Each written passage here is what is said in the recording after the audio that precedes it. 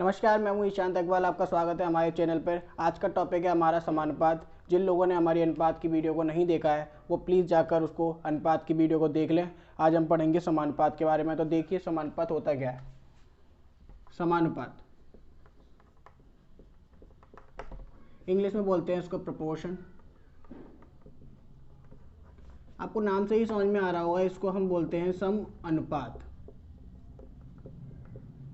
मतलब ऐसे दो अनुपात जिनका अनुपात सेम आता है। मतलब जैसे अगर बात करते हैं हम 5:10 को, मैंने बताया था कैसे सॉल्व करते हैं इसको। 5/10, 5 से एक बार कटेगा, 5 से दो बार कटेगा, ये आ गया 1/2। और अगर मैं मान के चलता हूँ कि 2:4 है, उसको भी हम 2/4 लिखेंगे तो 2 एकम 2, 2 दूनी 4, इसका भी आ गया 1/2। मतलब ये वाला अनुपात और ये वाला अनुपात दोनों आपस में समान है, इसलिए हम इसको 5:10 समानुपात 2:4 लिख सकते हैं। मतलब मैंने जो चिन्ह लगाया, ये वाला जो चिन्ह आप जो देख रहे हैं जिसमें आपको ये 4 बिंदु नजर आएंगे, ये समानुपात का चिन्ह होता है। ठीक है, समझ में आ गया इसको। आइए देखते हैं कि इसमें कुछ सवाल जो कि पेपर में बहुत ज़्यादा पूछते हैं, आइए हम उसको देखते हैं।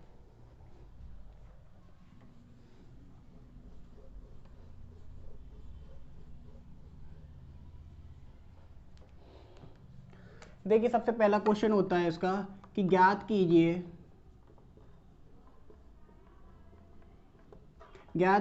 कि 5:10:2:4 जो कि मैंने बताया था समानुपात में है या नहीं। तो देखिए हमको क्या करना पड़ेगा इसके लिए। देखिए सबसे पहले हम लिखते हैं यहाँ पे बाह्य पदों का गुणनफल। बाह्य पदों का गुणनफल। बाह्य पद कौन से कहलाएंगे? ये वाला और ये वाला कहलाएंगे आपके बाह्य पद।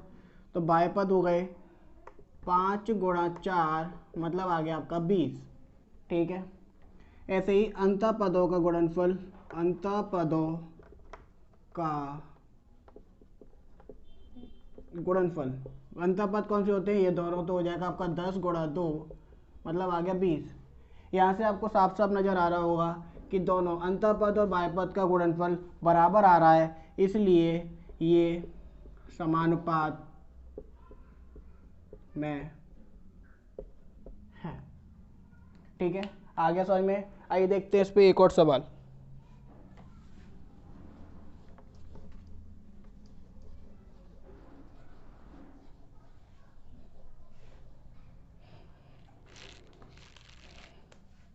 दूसरा सवाल कि ज्ञात कीजिए कि 30, 120, 90 और 300 समानुपात में है या नहीं। ठीक है, तो देखिए बहुत सिंपल सवाल है। इसको भी हमें क्या करना पड़ेगा कि बाह्य पदों का गुणनफल बराबर हो जाएगा 30 और 300।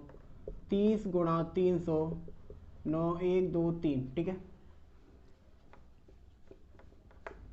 अंतः पदों का गुणनफल बराबर हो जाएगा इन दोनों का 120 × 90, 12 निम्मा 108, 2 0।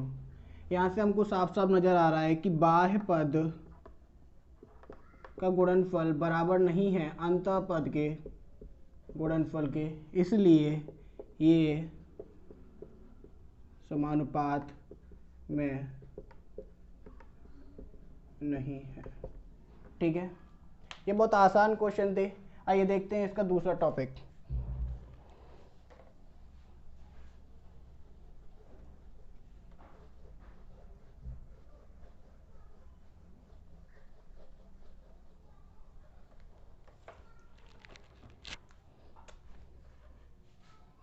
तीसरा क्वेश्चन कि यदि 9x 12 और 16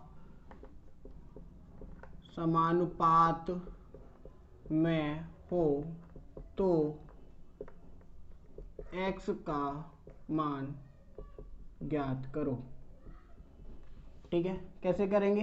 तो देखिए पहले हम इसको समानुपात के फॉर्म में लिख लेते हैं। तो देखो इसको हम कैसे लिखेंगे, 9:x समानुपात 12:16। अब हम जानते हैं क्या कि बाह्य पदों का गुणनफल बराबर होता है अंतःपद के गुणनफल के। तो देखिए इसका और इसका मतलब 9 गुणा 16 बराबर हो जाएगा x गुणा 12 के। तो 9 गुणा 16, ये 12 उसके नीचे लिख दें, बराबर हो जाएगा x।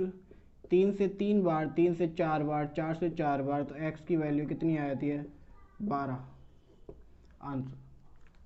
ठीक है, अगला क्वेश्चन।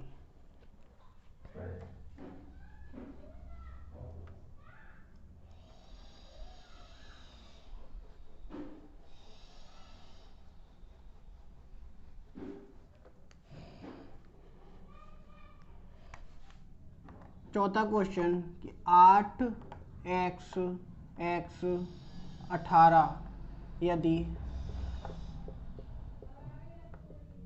समानुपात में हो तो x का मान ज्ञात करो। ठीक है, बहुत आसान क्वेश्चन है। पहले इसको हम समानुपात की फॉर्म में लिखेंगे, तो इसका हो जाएगा 8:x समानुपात x:18। तो देखिए बाह्य पदों का गुणनफल बराबर हो जाएगा अंतः पदों का गुणनफल के। तो x² बराबर 8 गुणा 18, x बराबर इस पे लग जाएगा स्क्वायर रूट, तो 8 गुणा 18, x बराबर देखो इसके गुणनफल करो, 2 गुणा 2 गुणा 2, इसके करेंगे 2 गुणा 3 गुणा 3, x बराबर 2 2 का हम पेयर बना लेंगे, तो 2 गुणा 2 गुणा 3, यहाँ पर भी x का आंसर कितना आता है आपका, 12। ठीक है, ये तो कुछ समानुपात दिया हुआ है, उसमें x कैसे निकालते हैं इस टाइप के क्वेश्चन। आइए देखते हैं अगला क्वेश्चन करते हैं, पांचवा कि 3, 12 तथा 15 का चतुर्थानुपाती ज्ञात करो। ठीक है, मतलब इसमें क्या कह रहा है आपका, 3, 12 और 15 का चतुर्थ अनुपाती हमें ज्ञात करना है। तो सबसे पहले हम क्या करेंगे, इसको समानुपात की फॉर्म में लिखेंगे। तो इसको हमने लिख दिया 3:12 समानुपात 15 चौथा पद हमको नहीं दे रखा, हमने x मान लिया। ठीक है, और आप जानते हैं कि इसके अंतः पदों का गुणनफल बाह्य पदों के गुणनफल के बराबर होता है। तो x बराबर 12 गुणा 15/3, 3 से कट जाएगा 4 बार, तो x की वैल्यू आ गई 15 चौका 60। ठीक है, अगले क्वेश्चन पे बात करते हैं।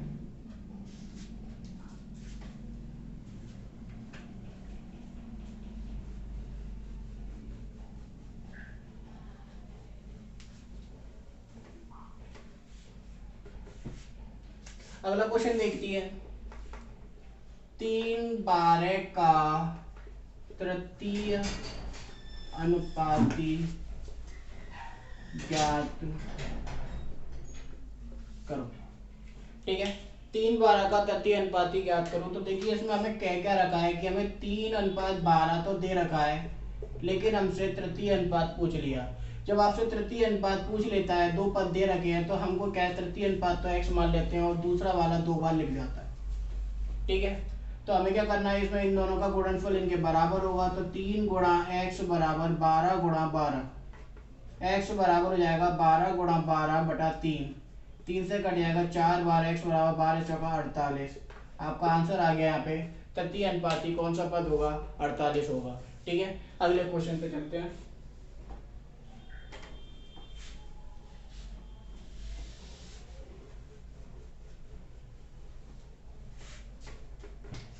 अगला क्वेश्चन है 7वां क्वेश्चन कि 16 और 36 का